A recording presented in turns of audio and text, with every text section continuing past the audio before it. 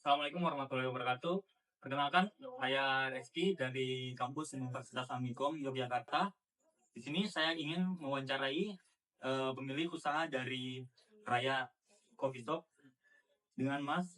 Saya namanya Tony. Oke, mungkin langsung saja. Pertanyaan pertama itu,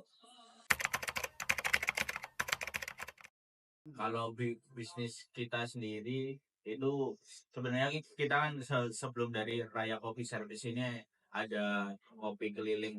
ya, Kopi keliling. Jadi kopi kelilingnya itu namanya kopi pejuang. Itu udah sekitar 9 bulan. Jadi di kopi pejuang sendiri kita juga ada 3 gerobak.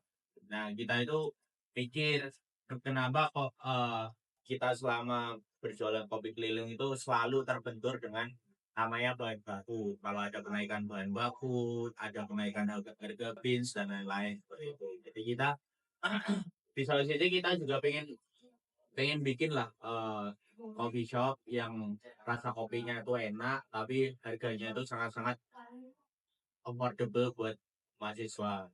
Apalagi kita kan di wilayah kampus kan ada UDM, UNY dan lain-lain. Jadi makanya kita bikin kayak coffee service ini biar ya kita bisa masih makan ego kita sendiri dengan rasa kopi yang enak tapi harganya yang oke seperti itu. Kalau kita sendiri tujuan dari jangka panjangnya itu pengen jadi experience bar sih sebenarnya. Jadi kita kenapa di sini kok konsepnya itu open bar. Jadi kita itu bisa memaksimalkan interaksi dengan customer. Jadi kita itu sendiri yang kita beri nama Raya Coffee Service. Jadi di bawahnya itu ada service. Kenapa? Jadi kita bisa berinteraksi sama customer, kita bisa memenuhi keinginan customer pengen kopi yang seperti apa, pengen yang kopinya strong atau pengen yang kopinya light apa gimana kayak gitu. Kalau mungkin aku mulai dari kelebihannya dulu ya. Mungkin kelebihannya kita itu kalau coffee shop yang lain tuh kebanyakan tuh pakai blendnya itu Arabica Robusta.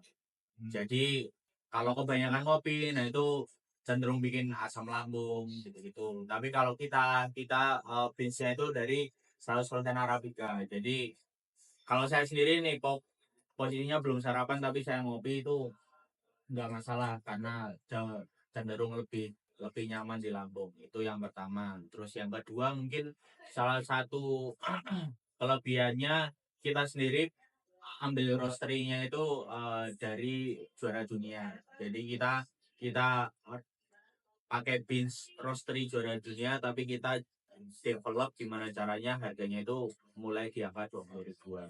Kayak gitu sih. Mungkin untuk yang lain kelebihan yang ketiga paling aku bisa itu di hospitality sebenarnya. Kalau kalau aku beberapa kali ketemu coffee shop owner itu tuh mereka itu selalu ngomong kalau uh, kopinya enak, mungkin fasilitasnya oke dan lain-lain. Tapi kebanyakan itu nggak ngomong tentang hospitality. Gitu. Kalau menurutku uh, beli kopi beli kopi yang enak itu di mana-mana itu ada lah, maksudnya di dekat kos, di dekat kantor dan lain-lain itu ada. Tapi kalau terkait hospitality itu ya cuma beberapa spot aja. Kalau ancaman sih sejauh ini karena kita juga masih hitungannya baru sih belum belum terlihat sih terkait ancaman. Paling kalau misalnya dari coffee shop lain ya paling ya ancamannya berupa harga dan lain-lain. Tapi kan kita bisa tambal itu dengan hospitality sebenarnya. Kalau strateginya sendiri sih kita kebetulan sih karena kita awalnya dari kopi gerobakan yang itu konsepnya memang dari awal tuh tumbuh ya maksudnya. Jadi kita dari awal pun ya nggak langsung mewah, langsung semua fasilitas ada itu enggak. Tapi kita yang mulai mulai dari suatu hal yang kecil dulu, nanti kita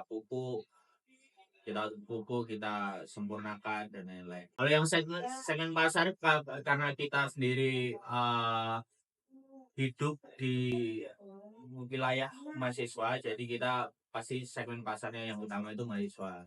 Yang kedua, kita kenapa buka dari jam 7 pagi? Kita itu pengen salah satu segmen pasarnya itu yang olahraga sebenarnya. Karena menurut kita tempat-tempat ngopi yang pagi itu kebanyakan di kota, sedangkan di daerah Jogja Jogja Utara ini jarang banget sih.